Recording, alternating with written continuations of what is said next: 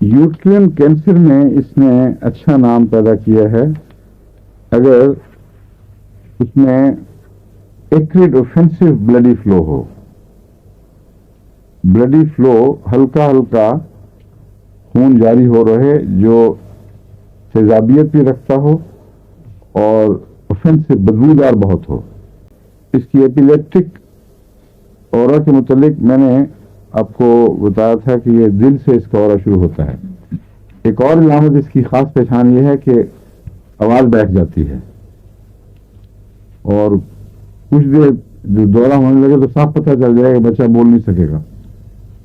اس وقت خطرہ ہوتا ہے کہ دورہ ہونے والا ہے.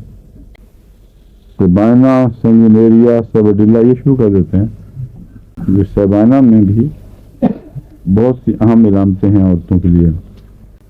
سیبائنا کی جو عمومی تصویر ہے وہ پلسٹیلا سے اس حد تک ملتی ہے کہ یہ بھی عورتوں کی خاص دوا ہے اور گرمی سے اس کی تکلیفیں بڑھتی ہیں. لیکن پلسٹیلا میں خون مینسس کی کمی یا رک جانا ہے.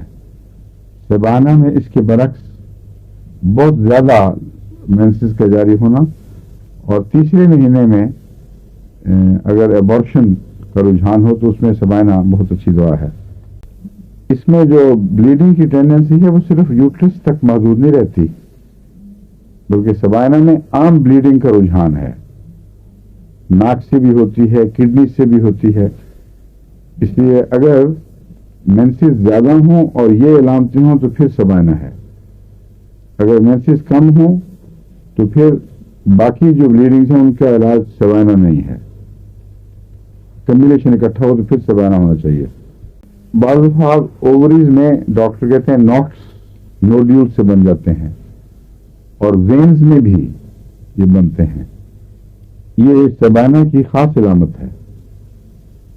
اس لیے جہاں نوڈیولز بن رہے ہوں وینز میں یا اووریز وغیرہ میں وہاں یہ اللہ کے فضل سے بعض دفعہ بالکل کیوریٹو اور ایسے بعض مریض جن کو بچہ نہیں ہوتا اس وجہ سے ان کے لیے سیبائنا بہت اچھی دوا ہے.